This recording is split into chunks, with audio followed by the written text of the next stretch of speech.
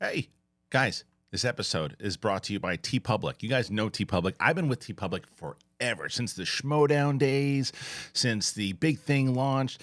If you have a Sith Council shirt, if you have any of our shirts, you got them from TeePublic.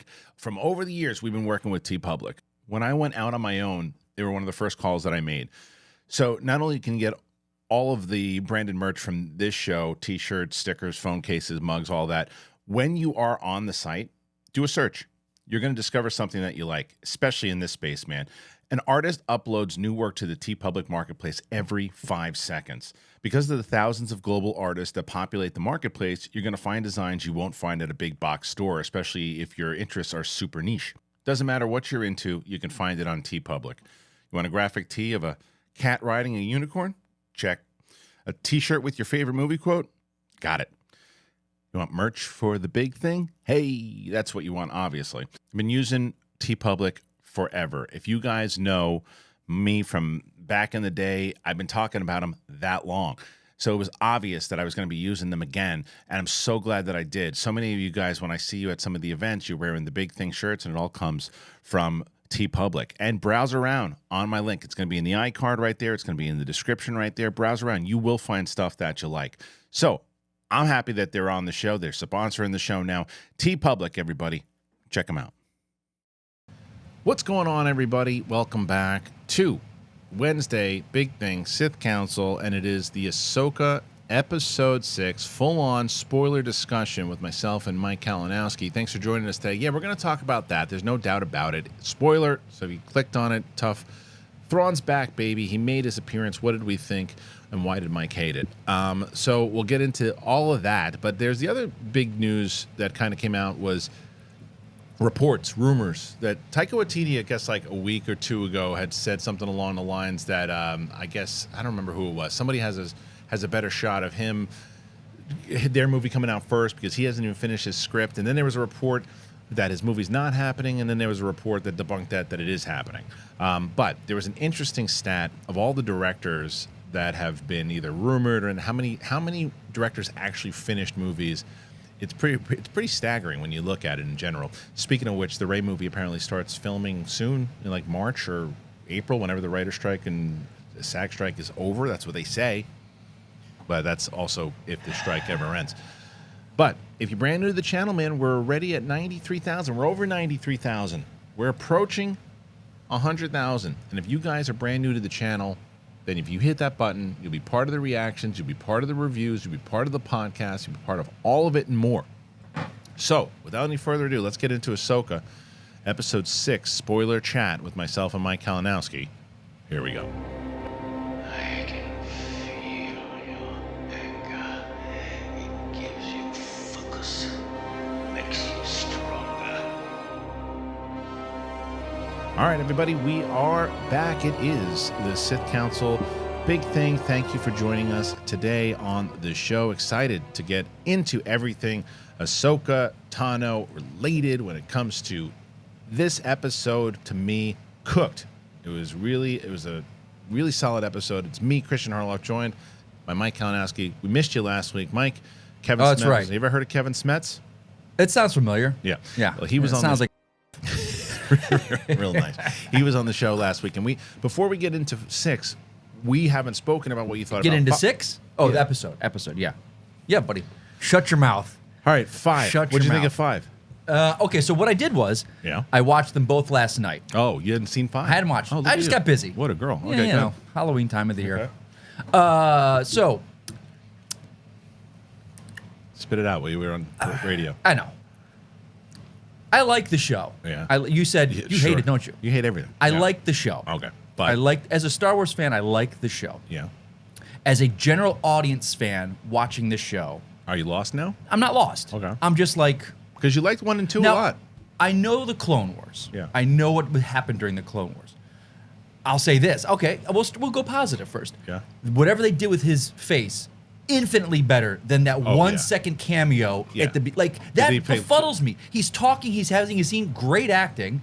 The one shot, I don't know. But the one shot was just like, I don't know what it was. Maybe they rushed through it. Yeah. But it was But if fantastic. that was your first time showing it, that's where you should have put the best thing. But watching those scenes, and I get the relationship with you because I did watch ad nauseum the Clone Wars movie because the Schmodown. Right. I had to watch that movie, so I know the dynamic. I know Snips and Sky Guy and all that. Yeah. I think, and again, I know it's the world between worlds. I don't think that needed to be explained anymore for a general audience. It was just it's the nether realm. It's the afterlife. You think the Clone Wars stuff was cool? I thought it was very cool, but I also thought, and I know it was a choice. Everything around them was muddled, like it was cloudy but they're in the middle of a battlefield. Would I've loved to have seen like. To me, what we've gotten at was what I wanted in Obi-Wan of the two of them. Well, what I had said, Like, I talked to a friend about this, the Obi-Wan thing. I think you probably agree with this too. You looked at what they could accomplish in that episode with Ahsoka, right? Wouldn't it have been better if the name of the show, and again, we're not going to rehash the whole thing, but the name of the show was Obi-Wan Kenobi. We know that, right? It was Obi-Wan. If they were able to do, essentially what we're talking about here is that there's two storylines. You flash back. It might be a little more expensive, but they need to put a little more money in that show. They flash back and you have a storyline of Obi-Wan and Anakin in the Clone Wars, something that connects to the through line of him, of conversations, and you see that moment of, and he was a good friend. And you learn more about that, and then the Obi-Wan once thought as you did, as we lead to that battle that happens between the two of them, as opposed to the young Leia stuff, the Reva stuff. You could have done other things. You could have had stuff with him and Satine. You didn't need Obi-Wan, like all Killer Croc running across the rooftops. Like right, but anyway, sorry, you were saying. Yeah, so I loved the Clone Wars, the look of Anakin, because I know from the toys and everything the armor look, so that was just cool. And so I am not lost. It's like that worked for me. What's not working for me is I was talking to another buddy of mine about the show, and I think Hera is miscast. I think she's too young. Hera, okay. There's just a gravitas to that character if she's a general that's just missing, and now over both episodes. It just seems, and I don't mean the pacing of the show, everyone is so slow in their delivery of their lines. It's this weird, like, when Teva's sitting there, like, they need an answer. General, I got to tell them what we're doing. And she's just like, Jason's finding something in the water. It was like the slow back and forth. I'm like, they're all coming. Let's get some pace going. Let's get some, hey, General, we got to find out what's going, what are we doing? And then this bug out of me. Mom, listen, Mom. She's got these giant earmuffs on. What the hell is she listening to? How is she hearing these lightsabers in the water with these giant earmuffs? And she's just like, oh, I hear it. No, you don't. Take the damn thing off and go, oh, now I hear it. Like, it's stuff like that bugs the out of me. Right. Like, and anything. DC, Marvel would bug the hell out of me.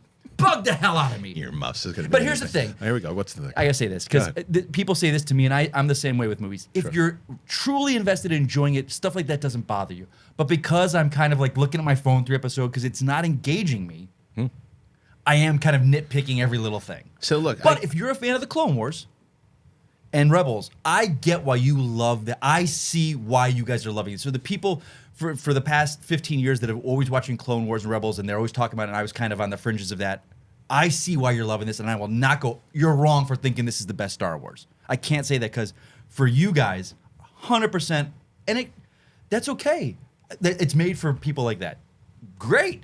For me as a casual audience, I'm just kind of like, I like what they're doing. I enjoy it.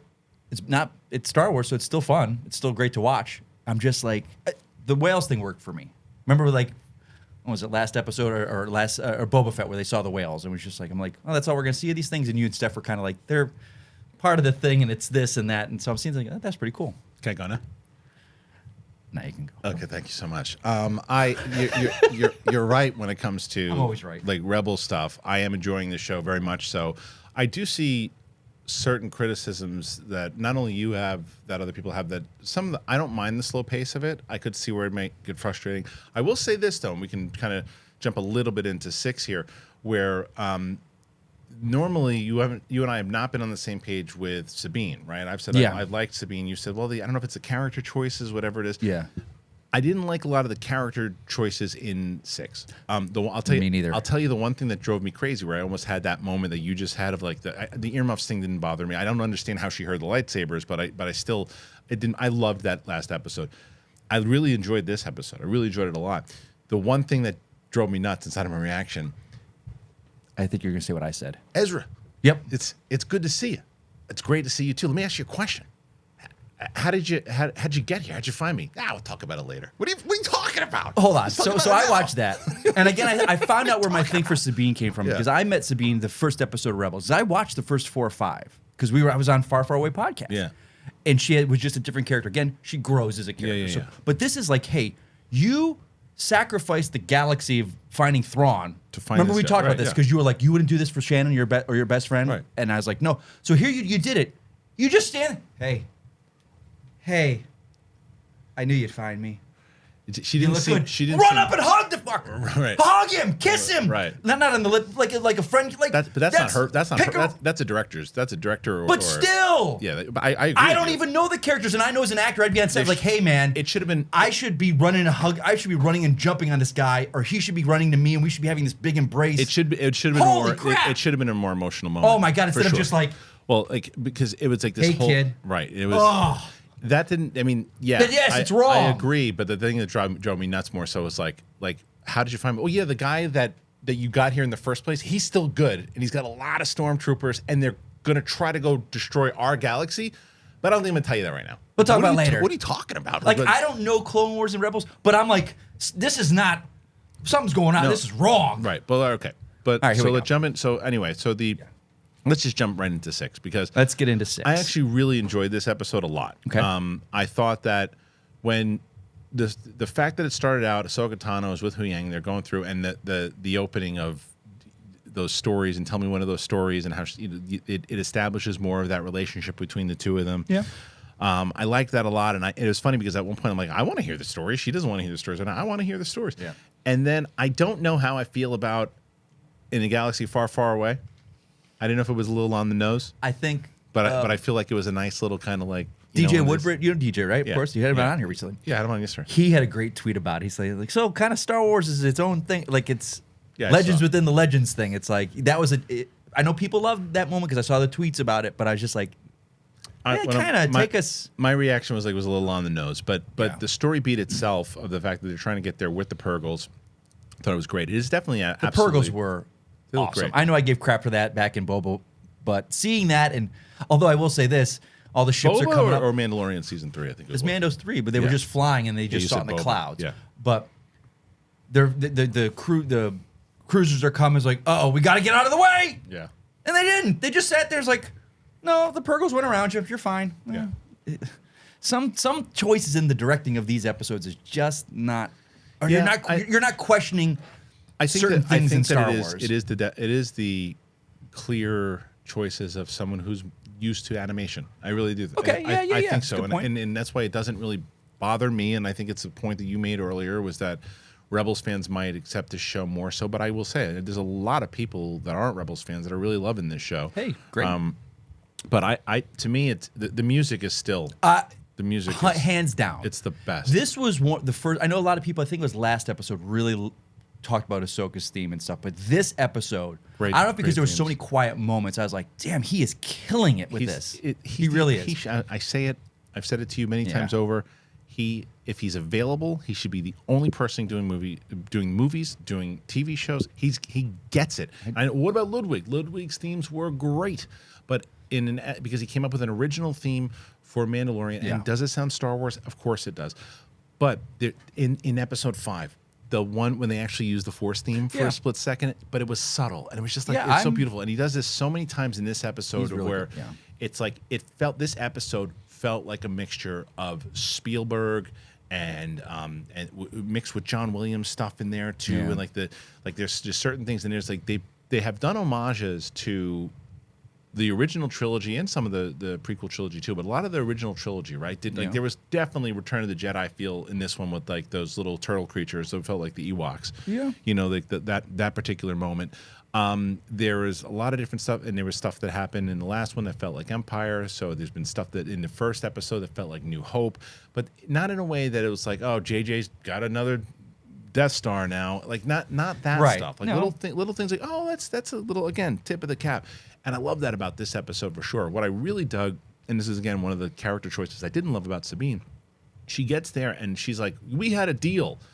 You are by yourself on a ship with villains and one blonde-haired villain that wants to slice your head off.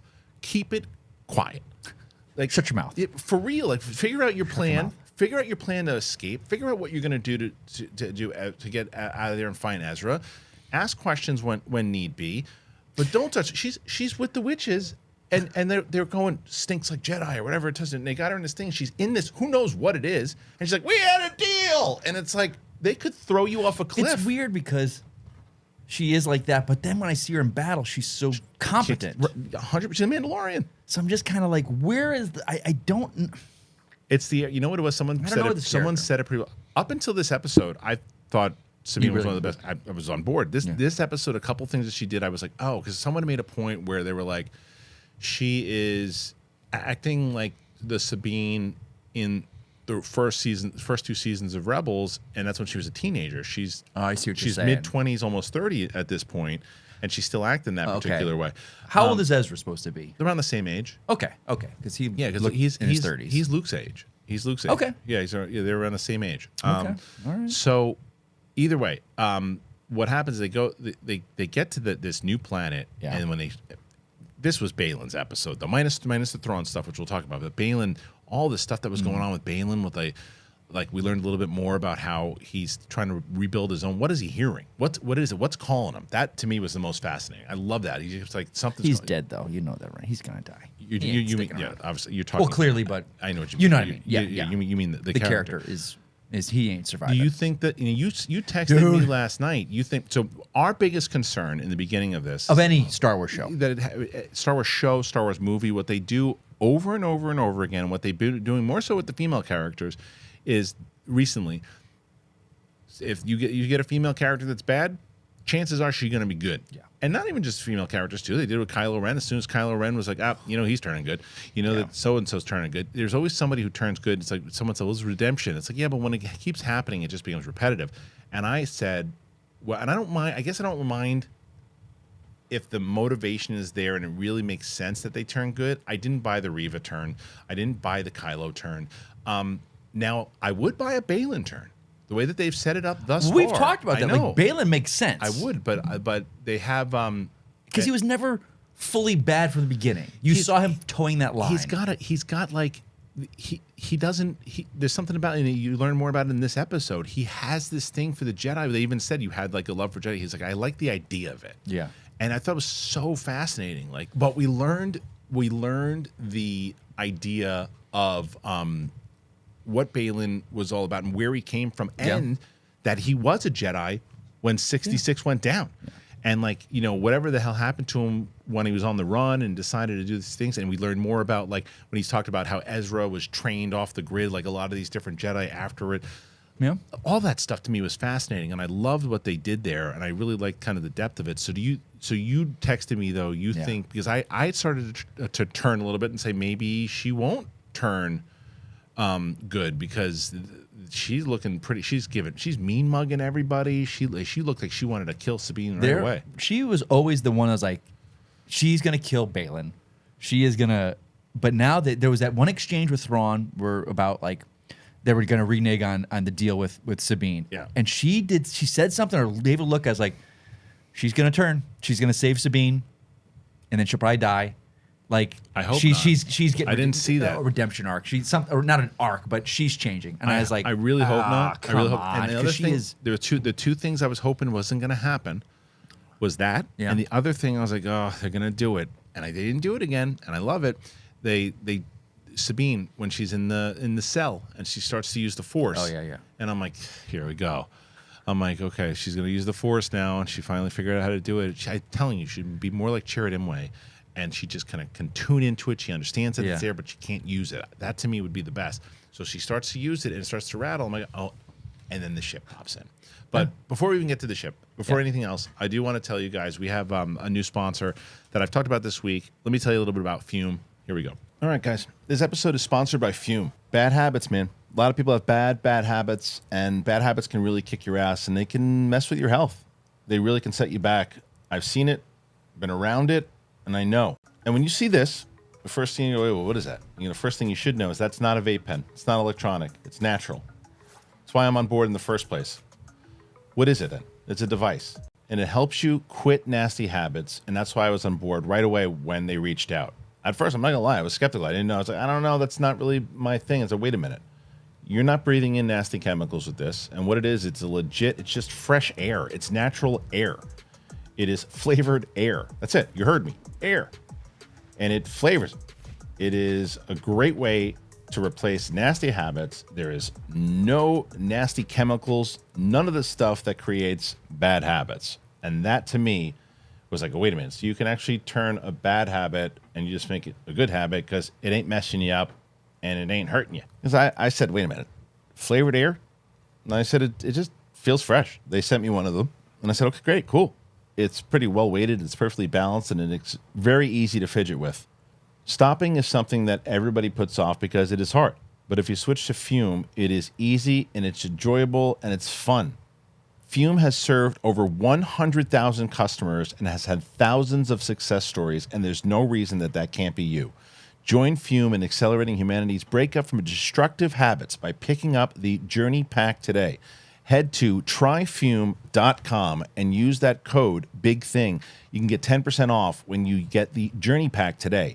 That's tryfume.com. Use that code BIGTHING to save an additional 10% off your order today. All right, thank you again to our friends over at Fume. Once again, if you're able to kick a bad habit with a good habit, my friends, and Riley's going to talk about it a little bit more next week, but it's something that I was very intrigued by it. So once again, thank you to our friends over at Fume. Check us out. All right, so before we get into Thrawn, the Witches. Right. Now, the Witches of Dathomir was a big Clone Wars thing. Yep. It was, I think they mentioned them a little bit in Rebels, I'm not sure, but more so in like comic books and definitely Clone Wars. Seeing the man, it was like that 300 scene, in the beginning with like the whispers and the witches were like. You know what they remind me of? What? You ever see the original Clash of the Titans? Yes. The three witches? Yes. With the eyeball in the water? 100%. That's what I was actually thinking. And it Clash felt. Of the Titans. I and loved again, it. How about the whisper? The whisper was you want to talk about Beastmaster too. Yeah, you want to talk about not mimicking Star Wars, but going after the homages. Yeah. Ray Harryhausen, the old Minotaur and Sinbad and all that stuff. That's what that's from. And I love it. And that's why it works. Do you like the witch stuff? Oh, it's great. I mean, so good. It's a different thing to Star Wars because we're so used to the Force and this and that. And they use the Force, but too. Here it is, this kind of outside thing, and it's just done so well. Yeah, and I'm on board. I love that. When they had that, like the whispers and the... I was like, whoa, it was really creepy. It was shot well.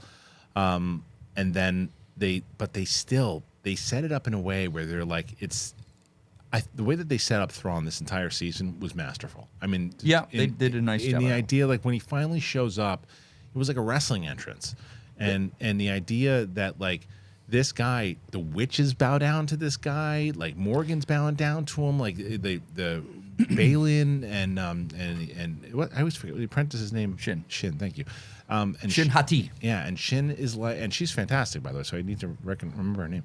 But they're all like in awe of this guy, and they set it up so well, and his theme was maniacal. It was great. This was, this perked me up in the episode. When he showed up? Yeah, because I was, again, I'm trying to, But so far, everything that we've talked about leading up to that, you like the witches. I liked them. You like the but Purgles. It was just.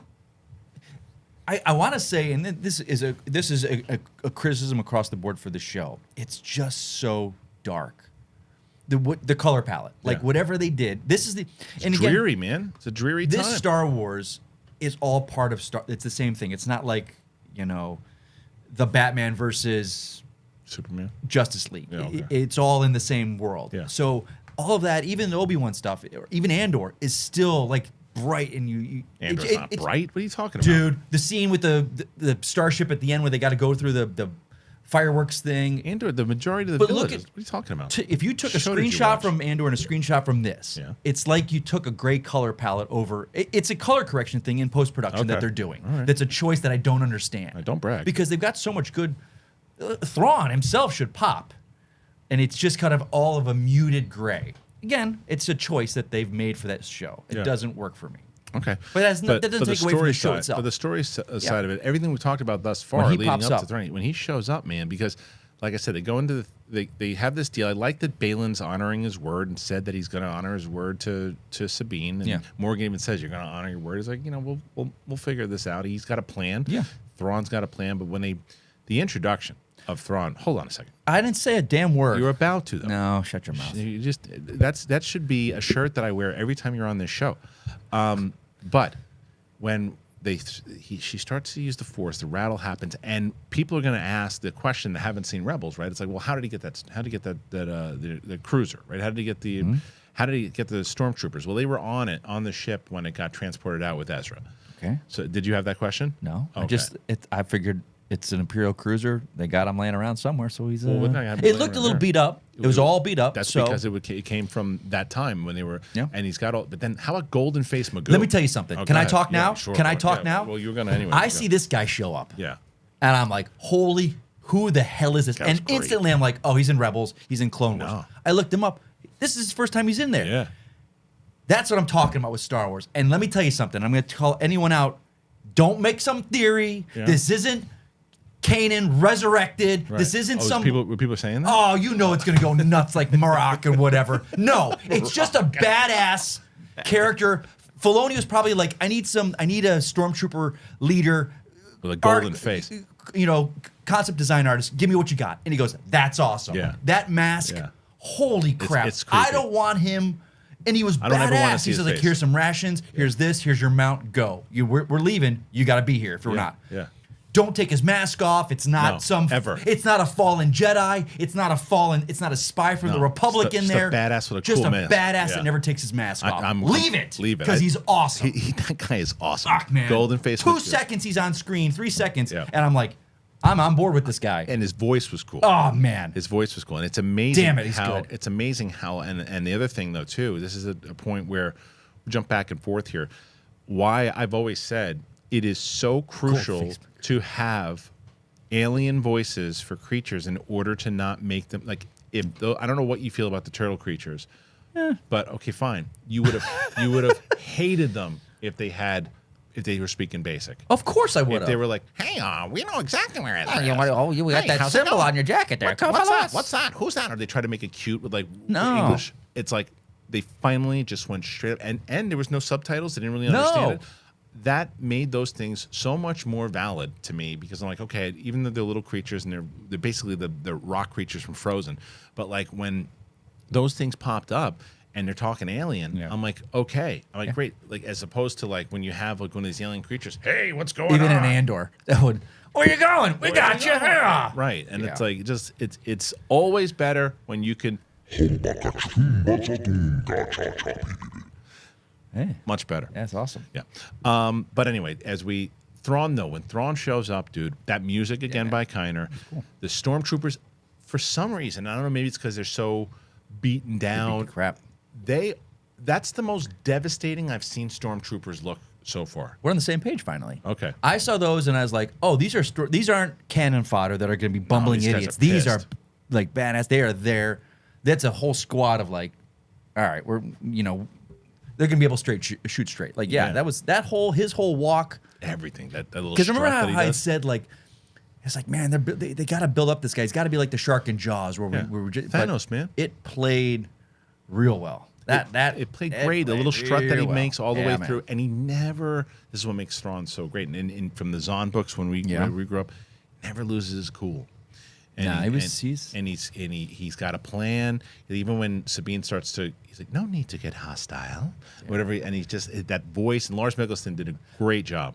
I was one of the guys when people were suggesting for live action. I was just like, no, he's the voice. But watching him, I'm like, he does stuff with his eyes, and he says so much without saying so much. That's a sign of a fantastic actor to me. And so I saw people taking shots at his body, going, he's got a dad body. I'm like, Thrawn's in his. I did notice that. I was like, cares? But I don't.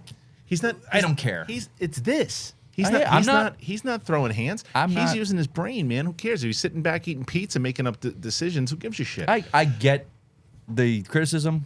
Yeah. It was the same thing with Boba when we first saw him.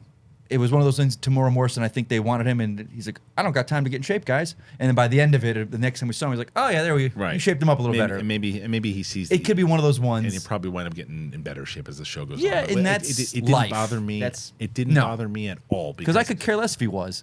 You couldn't care less. But whatever. My question, well, if you could care less, you go want do your it. grammar police? No, it just you want doesn't your make any badge? sense. I could care less. Well, you do. Go sit over there. When you can't care less anymore, come back over. I can't care less. There you go. And here I am. Much better. So he has this conversation where he's you see, because you need to know right away if you're not familiar with Thrawn. The music can set you up like, look at all these badass stormtroopers, look at Golden Face Magoo, look at all these people. Yeah. I'm scared. But why am I really scared? And then he starts talking. And you're like, well, it's like they always talk about like you're like the father that when you're in the road trip and you're farting around in the back seat, and your father turns around and he screams and he goes, oh, no. You're like, all right, Dad got pissed. Okay, fine. But it's the father that turns around and goes, if you don't stop, there's going to be consequences. Yeah. That guy scares the shit out of you. Okay.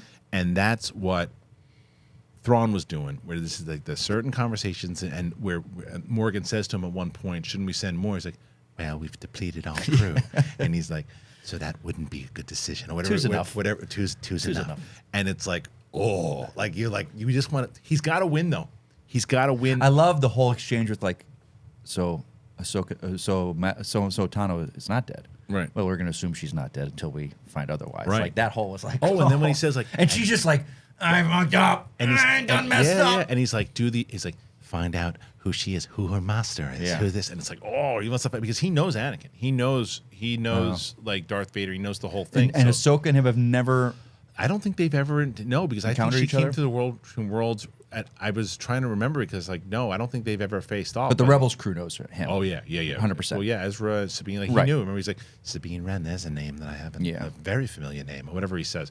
But like all of that, like just every time he talked, you're just like, your intention. The reason I say he's got to win though, because I was mentioning this like Thanos as we like.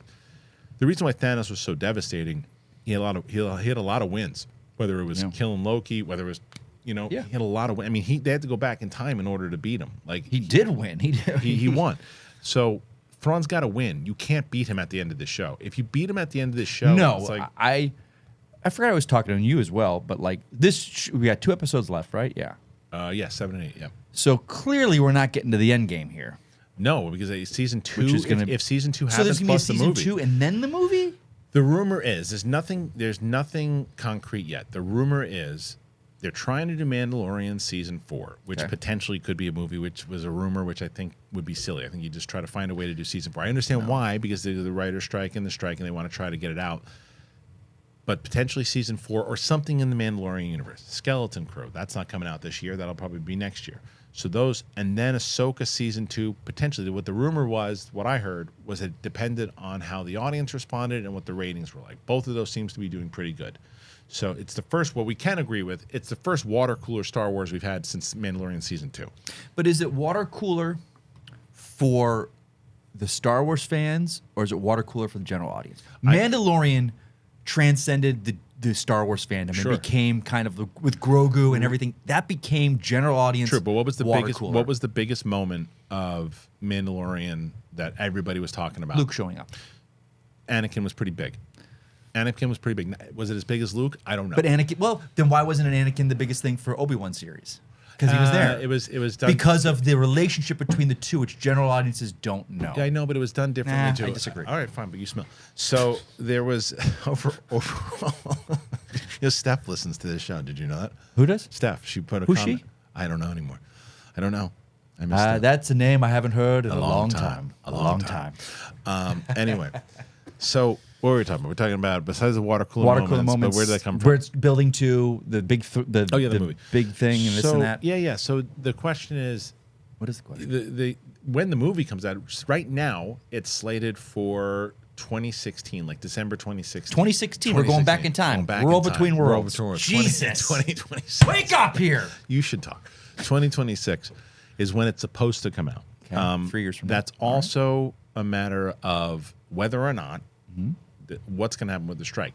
3 years does if it ends, if the strike ends hypothetically, we're both in agreement January, February, right? I was thinking October. I thought You they were. think I still?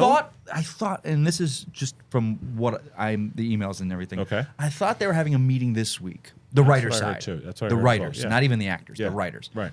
Because from what I understand, the studios will only negotiate with one union at a time. Right. So actors could keep going on longer. So, Well, I but think with once the the writers writers get off, I think that'll be a leeway. Depending on what they get, it'll be leeway to. It'll help the actors, but also the writers will be able to start writing. Right. So then once what the do you strike is think? over for actors, What would you say? When do you think it's going to end? Right now, in your gut. I'll go January just because. Well, I'll say the fall, October's, but because once we start getting November, So, what, you just December, said it's the January? holiday. Shut your mouth. You I'm just said finishing. January, then you said I've got to October. finish my sentence. You don't know how to finish a sentence. Because I feel it could be wrapped up then, but work will not commence because Hollywood shuts down for November, December. Okay. the Long-winded holidays. answer to get to January-ish. Okay, we'll be thank back. January will be back to work. Okay, so January. Back Wow. to work, not the end of the strike. That was a road. Shut your mouth. So January, let's say hypothetically, January is when this strike ends. Yeah. So they start writing again. They start getting things to production. We get this Ray movie start shooting in they already say it's ready to go between March and April. Mm-hmm. So they could still be on track to get that movie out by May 2026 when it's scheduled to. That's Yeah, possible. That's possible. Now the Filoni thing, the movie itself, sure they can get that done, but the question is the lead up getting there to tell the story they want to tell in order to get there. Now, would they be able to get Mandalorian season 4, whatever it might be? Could you get it out in 2024? Probably not. Could you get it out in early 2025? Possibly. Skeleton Crew, you can get out in 2024 because it's pretty much done. So then you would have to get Ahsoka. You'd have to get Ahsoka written and shot by 2026 to lead into the actual movie. It's possible to get all that done. Filoni's movie Yeah. is going to be Ahsoka Mandalorian and Mandalorian. and Skeleton Crew. Skeleton Crew's in his movie too. Yep. And what's going to happen at so the end of episode 8 of this season of Ahsoka does not go right into the movie. No. There's going to be a whole nother season. Of at least Mandalorian. Mandalorian was already written. From what they But said. will there be another season of Ahsoka? That's the rumor is, again, if it did well, they said season 2, but I don't think they were taking You into can't account. base, hey, this is the story we're telling off of how good one's going to Well, be. You because- need to know what your story is going to No, be. not necessarily. If you know what the story is, and you're like, okay, well, I definitely know that if this does well, I got season 2 planned out. If not, if it doesn't do well, then I'm going to have to condense that into the movie in the beginning of the movie. That instead. sounds like a... It's a lot. It's an undertaking. There's no doubt about it. I just think that the question at hand is there enough time? Let's say Ahsoka season 2, Skeleton Crew, Mandalorian season 4. Hypothetically, is there enough time to get it all done if the writer's strike and SAG strike ends by January? There is a lot of time. There's enough time. I think so. There's enough time, but it's go time. And you got to stop doing all this other stuff. It was like, So what- so-and-so. We didn't even talk about this. The Lando show We- is now a movie. I know. What are you doing? I saw what are you I saw doing? I don't know, dude. It's like, what But- are you doing? And When does that what's come out? tough is because Filoni's got to be over all of it. He can't just go, all right, write that show. I'm focusing on the movie. Right. This is where we're going. Right. He's the shepherd of it all. So it's like, but if anyone could do it, I think it's him. Well, but he's a shepherd of Ahsoka. I had a text from a buddy yesterday who was like, well, it seems, when did Filoni take over all of it? Is Favreau just sitting back? I was like, Favreau's not sitting back at all. Favreau's in charge of Mandalorian. Yeah. Favreau's in charge of Skeleton Crew as far as producer. People keep saying this thing where they're He's like a producer on all of them, I he's a think. producer. Well, he's not, I don't think I think he's a producer. He might be a producer, gotta but he's be. not very. I mean, he's not. He's about as involved in Ahsoka as Filoni was involved in Mandalorian. But that's season the 3. thing People about being keep saying to me- producers because you get them. I know Like, people keep stick your saying to me, name on man, it. like Come on. Filoni was around. Filoni was in a shot. Guys, think about it logically. This guy is writing and directing 2 or 3 episodes of Ahsoka. He wrote the whole season of Ahsoka. When do you think he did that? When they were shooting Mandalorian, most likely. Yeah. There's no world. I'm not telling you that he wasn't available for phone calls or on set here and there. There's a reason why they brought Rick Famuyiwa into the producing Yeah. side of Mandalorian season 3 because Dave's busy working on Ahsoka. He wasn't involved very heavily, and I think it showed in Mandalorian season 3. That's my opinion. Now, when it comes to coordinating the story, of course he's coordinating the story and helping. He's not just like, okay, I'm working on Ahsoka. You guys figure out whatever you want to figure out. I don't think he had anything to do with Andor at all. I don't think he was an advisor on Nope. Andor. I think he had nothing to do with Andor. Nothing at all. But I think that he is definitely, him and Favreau, I think that Favreau should absolutely be a producer on the movie. I think Filoni needs it. I think Filoni's going to need somebody because Filoni is, as we mentioned before, you can see the animation on his episodes. You can see them there. That works on TV for me. Clearly doesn't work for you, but I don't know if it's going to work overall with movies unless you have like, you have like a DP though. Really, he needs like a really good DP, like somebody who's been around for like a long time to go like a Deakins, and go like, hey, let's try this shot. Let's do this shot instead. Yeah. Let's try to do that. How about this? I mean, maybe someone that he'll go, okay. That could be. I was chalking up a lot of why Ahsoka feels weird to me for that it was all pretty much the volume. So you don't have as much room to walk. Right. So that's why everything's kind of static and slow. Maybe it is a directing of animation as opposed to live action, where the director, where cinematographer, like, we got to move them. We got to create some. Let's try something a little fresh. Here's the thing for me, and I use this example, and again, you could love or hate the movie. The opening of The Flash with the Bat Cycle chase, it was so kinetic the way it was shot. Whether you like the sequence or not, it was very kinetic, and you felt in it. Like I don't feel a kineticness, even in the space battles in Ahsoka. Whereas maybe that isn't a directing animation versus directing live action thing. I don't know. I can't speak to that at all. But it's just I hear you. I need that kinetic feeling that Star Wars does have a kineticness. You know what is interesting about this though? The first 2 episodes for you, you liked a lot. Yeah. And then 3, 4, 5, and even 6, you were on the fence about. I wonder, because you're a movie guy, right? You saw those first 2 episodes on a big screen. Yeah, that's true. I wonder if that had a lot to do with it because it did. Because I will tell you this, because before we went and we saw the screening, I had said to you, because I just gotten the screening links for those 2 episodes, and I was like, you're like, I could have sat at home and watched this, and now I'm stuck in this beautiful theater eating popcorn and soda. That's exactly what I said. No, this is crap. How long of a drive is that? At 6 o'clock from here to there? Not very long for me, because I live right over the hill. That's why I said here to there, dumbass. I don't care about you. Yeah, I got to drive it every day to come here for this thing every week. I got to drive an hour. I drive. The point is, 8 miles. It takes me an hour to get here. Listen, dildo face. So the reason why, again, from driving over, getting there, sitting down, but you said you're watching the movie theater, and then by the end of it, I was like, I'm so glad. Like, Kevin Kiner's scoring this theater. Shut up. And I'm looking at the screen, and I'm going, it is pretty great to see a Star Wars movie again, even though it's a TV show. And it looked great. It sounded great in the theater, and all these different things. And I was like, oh man, I made me miss it, seeing it in movies as adamant as I've been that you get more time to build with characters. I still stand by Bill. Like, see, Obi-Wan should have been a movie. I don't agree. I just think it should have been better written. But overall, there are times that Star Wars should be on the big screen, but I wonder if that had an effect on you because those first 2 really did pop on the big screen. But I did remember feeling though about those. I was like, man, they're really slow in the delivery of the lines. In even the first 2. First 2, yeah. Someone had said it. They had said it. Everyone is so stoic, and I was like, I agree with their observation. I don't think it's that they're stoic. I think it was just like we're just talking so damn, and everyone's moving so slow.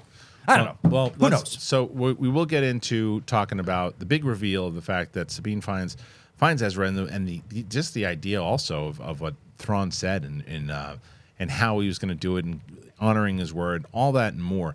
But before we even do that, I wanted to tell you guys about our sponsors, both Rumpl and AG1. Let me tell you about both of them right now. I get to talk about Rumpl again. You guys know I love talking about Rumpl. Rumpl was like Christmas for me the second they sent it.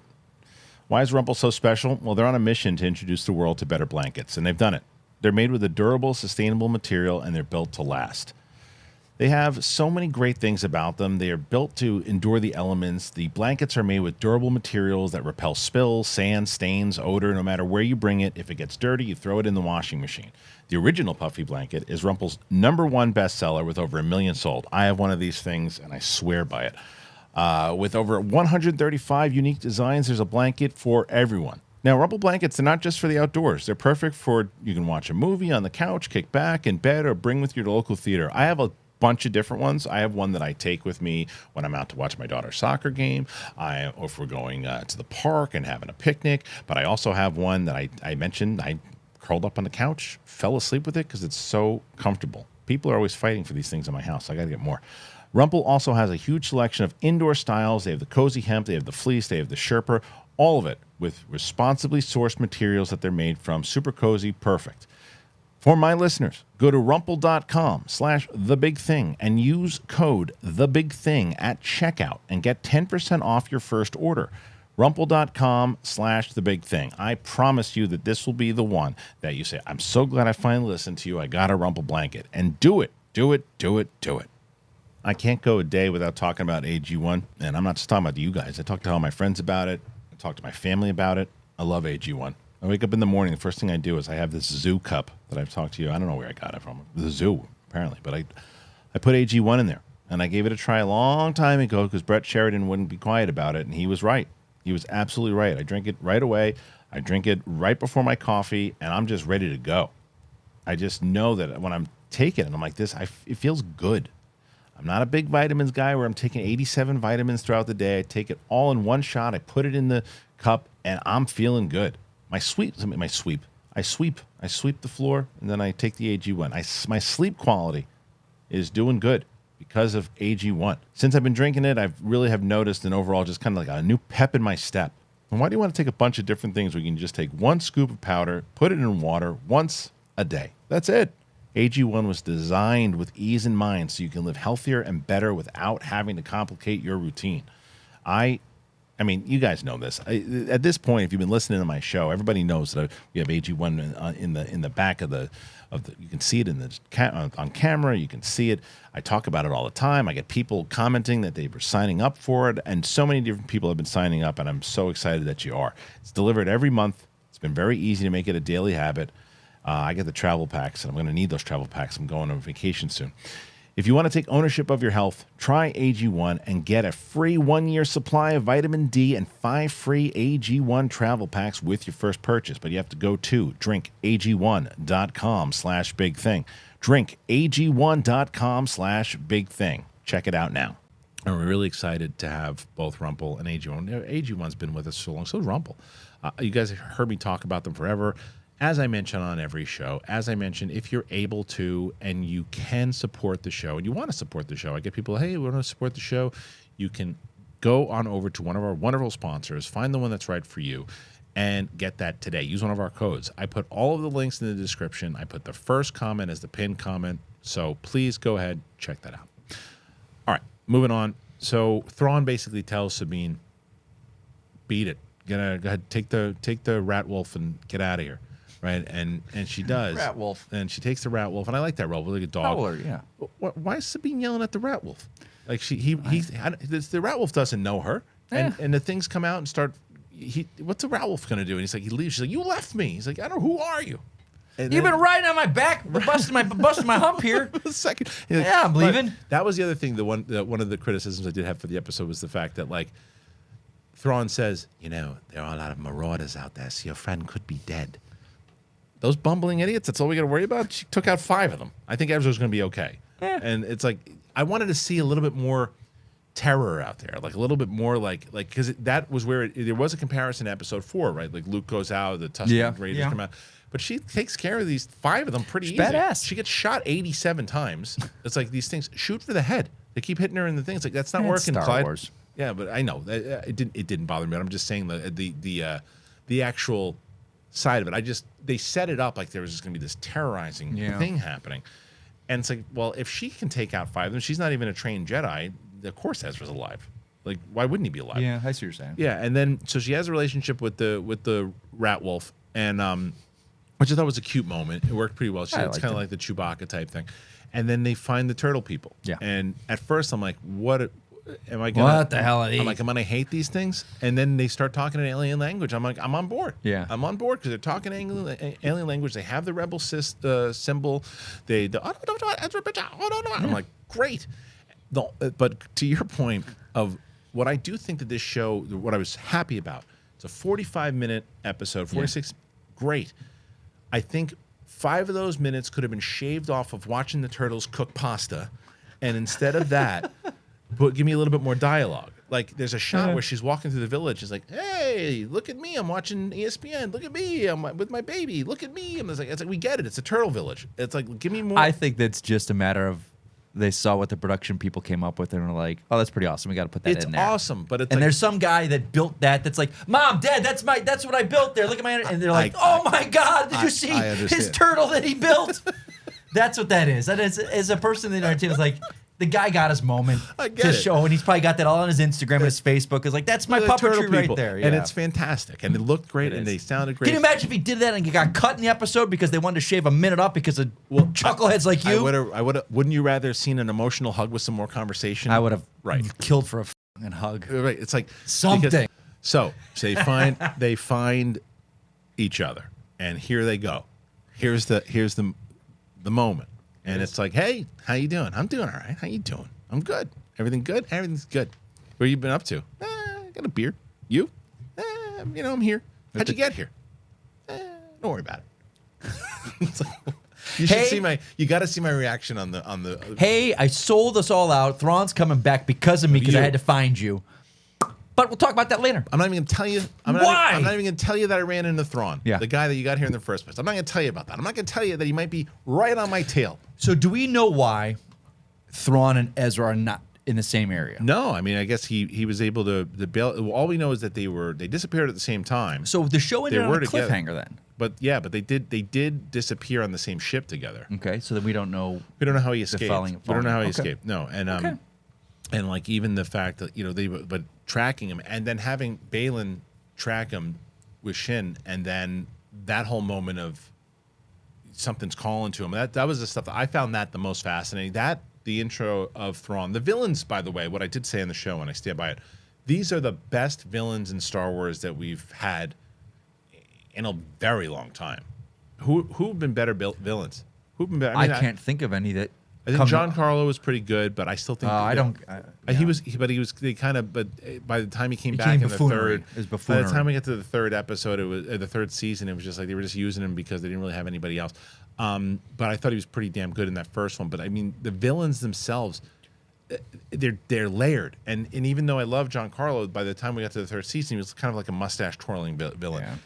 Baylan is layered, man. Shin is dangerous. Morgan, dangerous. Thrawn. I mean, like, this is a crew I'm scared of. Like, I think that, Yeah. like, I feel like if they win, I understand why they can win. They're working to get the stormtroopers look devastating, right? They're not the same kind of fumbling morons that they've had for the whole time. So these are I mean, I'm talking even maybe Kylo Ren, good villain for sure originally. originally, but like when he shows up, I think Kylo Ren and these, I don't know, to me, they're the best villains we've had in Star Wars in a very long time. Okay. Would you agree? Yeah, All right. I you know, No, I don't. That's why I asked. I'm just but we didn't see much of them. I mean, We saw a lot. What are you talking I'm about? just We saw a saying lot we of didn't them see this what they're capable Not of. yet. But yeah, but we saw. Is it going to be another But don't you think that they're Imperial set up, officer with his stormtroopers who driving a gets Death defeated? Star? Who gets defeated? Right. Yeah. Right. And that's why I said he needs a win. Like he needs. He's got to win. He's We've got to heard of how great he is, Got to kill somebody. He's got to kill somebody. but I enjoy the character. Look at Thanos, man. Thanos killed Idris Elba. Yeah. Thanos killed Loki. I mean, Thanos killed everybody. Yeah. So, like, yeah, Thanos was wiping people out left and right. Thanos wiped out, killed Spider-Man, for God's sakes, until he had to come back. So, Thanos killed everybody. He's got to take somebody out. Probably take Ezra out, I would assume. And what do we think of Ezra? I think that, like I said, when I saw him in the hologram, I was like, I don't know, like, as you were talking about, well, maybe you were talking about Hera, but like other people who'd watched Rebels, certain people had problem with the Hera casting, certain people had problem with the Sabine casting. I didn't have a problem with either one. When I saw the hologram of Ezra, I was like, oh man, I think Mina Mossad would have been a better choice. But I said to you also in that same thing, I don't know yet. I got to see the guy actually act in person and not on a hologram. I thought he was pretty good. I thought he was fine. I don't think we've seen enough of him yet. Plus, the argument that people were making before, I think this is an older, kind of aged out Ezra. I got that. Yeah, so I thought he was pretty good. Because I had asked you, I was like, how old is he? He's like, he's in his 30s, okay. Because he didn't seem in his 20s. I would say, well, at that point, he's probably like late 20s, right? That's what Luke was. Then Was maybe Luke he's in a his little- late 20s? A little old for that then. I don't He know. came off in his 30s to me. Yeah, okay. Because But- what's Luke at that point? Luke's probably close to like late 20s. Well, he's 18 when we meet him in New 19, Hope. right? So He's 19. 18 or 1 year. Okay. You're like my girlfriend on that crap. So I'm just age. telling you, you're talking about 28 to 30 is different. Anyway. Okay. Anyway, for me, again, general audience member watching this, the whole show is her love of, or friendship and love of Ezra and wanting to find him, and the whole thing giving up and the map and all this. And that was the reunion we got. I'm sorry, man. It just didn't. It should have been a bigger. Especially when you have Kevin Kiner doing what he's doing right now. Yeah. If you would have had that moment where Sabine, not even a tear was shed. but that's what I mean. If Sabine would have had the emotion just hit her at that point, he tears up. Yeah. They hug each other. Like, it was this big moment that finally happened. And then the Kevin Kiner music kind of swells up at that time. That would have been a big moment. But yeah, it was kind of like. Let me ask you this. Do they always assume he's alive? After Rebels, when They don't know. So there's never a moment they like don't think he he's is dead. dead. No. He is alive. No, they don't know what it is. That's why by the end, the epilogue, they So it's almost one of those things in life you ask where me a question, then you don't answer. you didn't get to it yourself. fast enough. Oh, You didn't get to it fast okay. enough. Go ahead. I moved Everything's on. fast. So Lucas. Okay, I'm thinking of the story in real life where if a child or someone or a friend goes missing and they're presumed dead, you can move on with your life. Right. And people move on. But if there's still hope that my friend is still out there alive, you hope. I would think that the reunion of that, like I saw all the reactions of I cried, and I never talked about this moment. It's like it'd be great if the characters showed that emotion that everyone felt, and I think people are so invested with their history. As an outside general audience, when we're watching this, I'm like, oh, the buildup. I don't know the history of them, but I know through the script that these two have had such a wonderful relationship.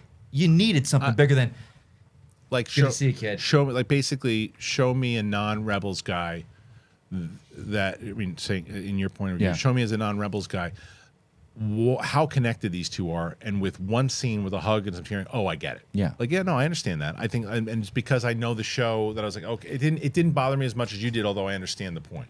This felt to me, again, not having watched it, as of a couple people, friends that haven't seen each other for a couple months. Like they got lost. Right. It hasn't been like 5 Hasn't years. been years. Right. And this has been years, right? It's been years? Yeah. Yeah. You needed something bigger. I get it. And also, like, you know, I did like when he goes, I have a lot of questions, because in my head I'm going, yeah, did we win the war?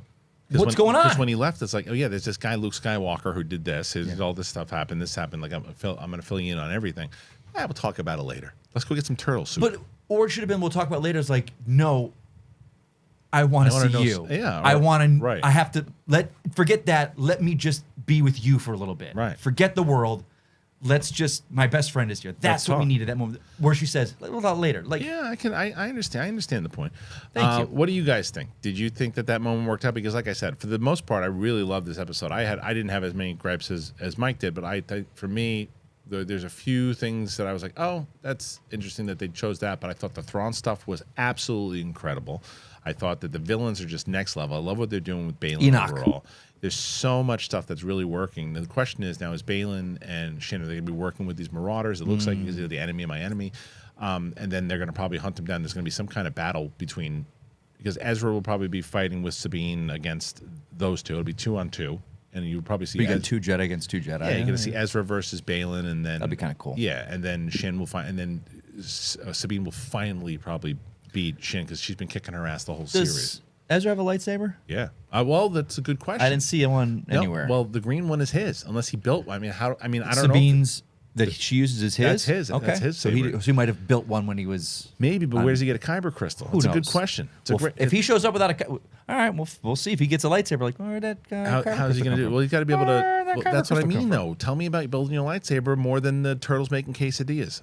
All right. Once again, let's go. I want to hear your thoughts. Please let me know. Before we get the hell out of here, I do want to bring this up because Mike sent this to me. Yeah. It's an interesting stat because let's talk about this Taika Waititi story first, right? All right. So this is from our good friends over at Star Wars Newsnet. Now, there's a couple different things. This story starts with updated, despite rumors, Taika Waititi's Star Wars movie is still active at Lucasfilm. More writers have contributed to drafts of the script. I guess there is a script, even though he said there isn't. I don't know what's happening with this movie. Rumors of the demise of Taika Waititi's Star Wars movie have been greatly exaggerated. On Monday, World of Real shared a paywall Patreon post from industry insider Daniel RPK, where he said that the long-announced feature was dead, and we can confirm that this is not the case. One Take News was first to report that the Star Wars movie was in development prior to the WGA and SAG-AFTRA strikes, and will continue on once they conclude. After OTN published their report, we have also confirmed with a source that our story from last week, where we argued that Taika Waititi's comments at the Toronto International Film Festival were a joke, well, that was accurate. It was a joke. The project is still alive at Lucasfilm, and Waititi should go back to work once the strike is over. Drama over Waititi's movie resurfaced once more when he took the stage to present Sean Levy at an award at TIFF and joked that he would never finish his Star Wars script. You can watch the clip below. All right, let's hear this audio real quick. After he's had his way with that franchise, like a cruel, indiscriminate virus, he'll move on to another, and another, and another, and then eventually probably Star Wars. And unlike me, let's hope he manages to finish a script for that. Now, Oof, he's rough listening to sometimes. now, they said they still think it's a. They think it's a joke. You think that's a joke? I mean, no. I think it was. I think it was a joke, but I think it was an accurate. I think he's real a joke when a joke is funny because it's real. That's real. That's it. That's he's like I ain't gonna finish this damn thing. Sorry. I thought that. No. But let's. So they took that as like he's like poking fun of like I'll never finish it. I'm gonna finish it. I guess. No. Let's see. The film. He ain't finishing that script. That's his. The film was officially announced back in 2020. As far as when Waititi is in 2023. Kathleen Kennedy has previously said that they are having a small delay in crafting the third act. Now, that's probably where it's probably true on both sides, right? Like, he said, if I ever finish the script. So they probably have a script done. They probably did finish a script, but not a completed script. So when he's saying that, when he's going, well, you know, if I ever finish a script, that means it ever getting signed off on. That's where I think that that's more accurate. But let's get back to what they were saying here. Not helping the problem is his schedule, which seems to be someone who bites off more than they can chew. His next film, Next Goal Wins, hits theater later this year. Meanwhile, there's an off chance that the strike might be nearing its conclusion with the writers and the AMPTP meeting once more today, Wednesday, by the way. Yeah, that's what I thought. Of course, even if a deal is made, official work on finishing scripts won't resume immediately. Earlier this year, a Deadline report said that Waititi wants to begin production on his film in 2024. According to Variety, the writer-director would have been in negotiations with the studio earlier this year to star in the project as well. That makes me nervous. In any case, it isn't expected for Taika's film to be taken up by any of the 3 dates Lucasfilm has set for Star Wars, 2 in 2026, 1 in 2027. After posting the story, we noticed that Jeff Snyder from Above the Line said on the Hot Mic podcast with John Roca that Waititi has already turned in multiple drafts of the script, which we assume from Kathleen Kennedy and his own past comments, and that he owes them another one once the writers are allowed to go back to work, which he also assumed. However, interesting enough, Snyder also said that other writers have contributed to the script, though no names were mentioned. Christy Wilson Carnes was initially announced to be co-writing the script, but we assumed she was no longer attached after a vague comment from her after Kennedy said that Waititi is writing the script himself. All right, there's so much here. I mean, he's writing himself, but we've got other writers involved. But this girl's getting involved. But I'm going to write it myself because I can't finish it. This movie's not happening. Now, can you imagine? Okay, so I'm going to say this. So that's Taika coming in. I got a Star Wars story. I'm going to write it myself. Okay, Kennedy, we got to bring in some more writers. We like what you got, but we got to punch up that third act. So here's some more writers. Waititi is a kind of guy, and that's where the money. And his, whether you love him or hate him, because there's stuff I love of his. Yeah. If he writes it himself, directs himself, and makes it his own thing, and stars in it. It's gonna be but I could see where he would want to do that. Of course. But I can see with them going, we can't have that. We gotta this movie's not happening. Let me correct you. I can see where they should say that. I could see a world where Kathleen Kennedy goes, "That's a great idea. I mean, that's what you did for Thor, and look how it did." It's like, did you see the last one? Like, he didn't write Ragnarok. Yeah. He directed it. Yeah. He definitely had his spin on it. He definitely had his flavor on it. It was all over the damn thing. But he wrote the last one. He said, I'm just going to go Joke City, USA. And it was one of the worst Marvel movies ever. It was terrible. And you're not wrong. It's terrible. And so then you've got this idea. Well, and then let's say hypothetically that he gets this thing done in 2024. When does it come out? When does it come out? I don't know. But you know what they should do with I'm this? asking you though. When I said I don't know. But if he starts filming in 2024, yeah. They go, all right, let's now put it out in 2025. Mistake number one. That's your first Star Wars movie. I was just going gonna to say that. You can't be doing that. You can't. So that's part one. Part two. Well, you've already announced that Rey movie is coming out in May of 2026, and Dave's movie's coming out at the end of 2026, and then Mangold's movie's coming out in 2027. Oh, Mangold's again. That's right. Stop announcing movies. Now, this is the point. This is the thing that someone This had ain't written. happening. I want to bring this thing up because this is a fascinating stat. I pulled this off of Twitter. Check this stat out. Started and completed a Disney Star Wars movie. Yeah. J.J. Abrams, The Force Awakens. Rian Johnson, The Last Jedi. It ends there. Did not complete a Disney Star Wars movie. Michael Arndt, The Force Awakens, replaced by J.J. Abrams and Lawrence Kasdan. Gareth Edwards, Rogue One, written and reshot by Tony Gilroy. Josh Trank, Boba Fett, canceled. Lord Miller, Solo, reshot by Ron Howard. Colin Trevorrow, Episode 9, replaced by J.J. Abrams. Rian Johnson, Untitled Trilogy, shelved indefinitely. Stephen Daldry, Obi-Wan Kenobi, retooled for Disney. James Mangold, Boba Fett, canceled. Benioff and Weiss, Untitled Jedi prequel, canceled. I'm not even halfway done. Patty Jenkins, Rogue Squadron, shelved indefinitely. J.D. Dillard, Untitled film, canceled. Damon Lindelof, Justin Britt Gibson, Untitled post-Episode 9 film, replaced by Stephen Knight.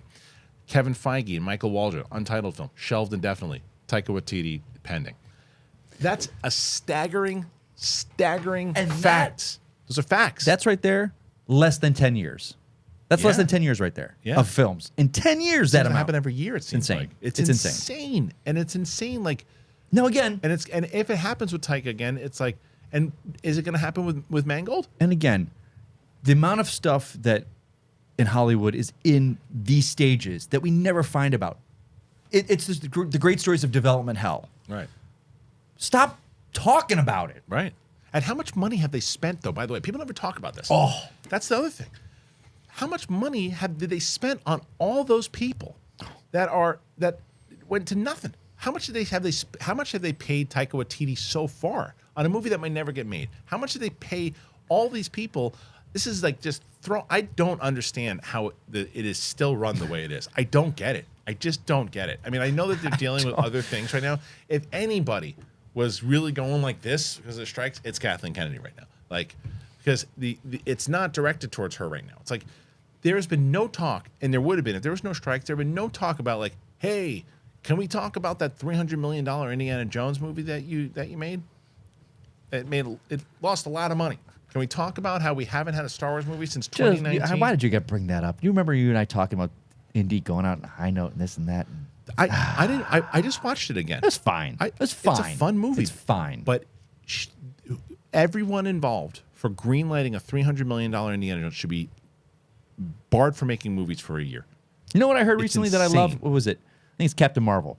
Was it 180 or 110 million? According to Vanity Fair, the Nia DaCosta helmed sequel cost 130 million. This makes it the highest is. budgeted film ever helmed by a black woman. The previous record holder was A Wrinkle in Time. Yeah, but I'm saying, like, it looks great. Maybe with the marketing. That's It what looks, it was, yeah, but it looks great. You've got big name stars in this. You're paying some money out there, but it looks great, and you made it for 130 million. That's how it should be. Agreed. That's what we should be doing. Well, it's also I hope this movie is and a massive success based on that alone. And well, look at Blue Beetle. Blue Beetle was able to make. But Blue Beetle was made for HBO Max. It wasn't meant theatrically. Of course, but because it had the budget that it did, they were able to put it out there because even if it winds up breaking even, at least it's not a major loss. It's not a huge The Flash, flop. major loss. Indiana Jones, major loss.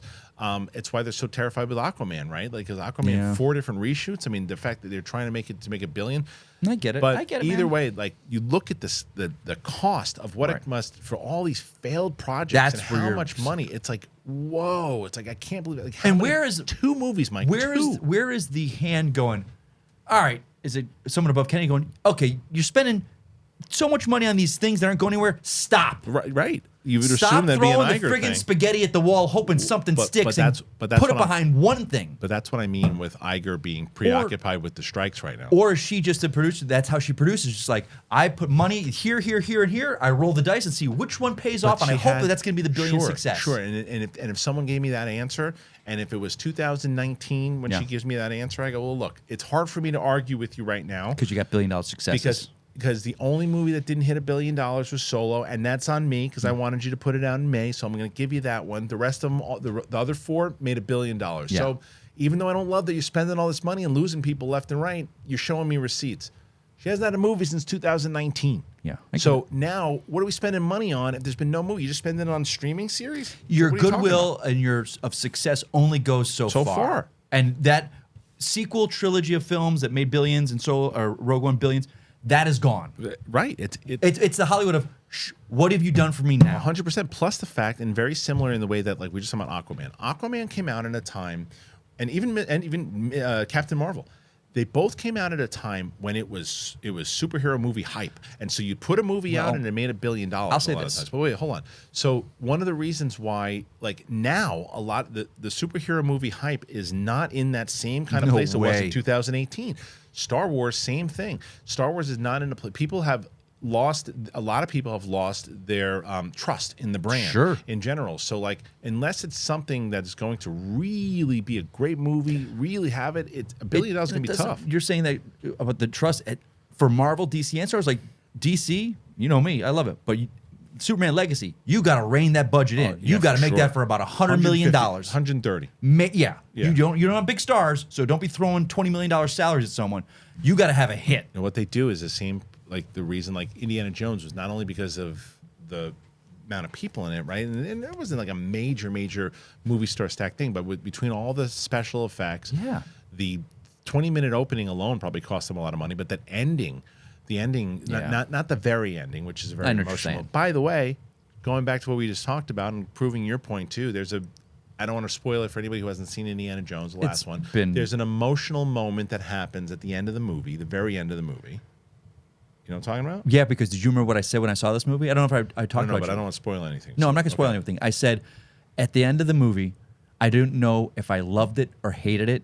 And I said, but that last scene, I think I love it. Right. And so that's why. So the end of that, there's a particular scene. There's a very emotional scene. That's the kind of feel we needed for that 100% Ezra scene. 100%. Yeah. All right, guys. What do you guys think? Did you agree with anything that I said? Did you agree with anything that Mike said? Do you think that Mike's crazy? Of course I'm crazy. So comment. Let me know what you think overall of the episode. What do you think about the fact that we're still that stat that I showed about how many two directors have finished movies that were hired on? That's to me that's a staggering stat. Or you guys just think, yeah, you know, it's Hollywood. Please check out Mike Kalinowski on the twits. Please check out Mike here next week. And thank you guys for joining us. If you haven't already done it, show a little class. Hit that button. 100,000. We're almost there. Thanks for joining us. Appreciate you. We'll see you on the flip side. Bye.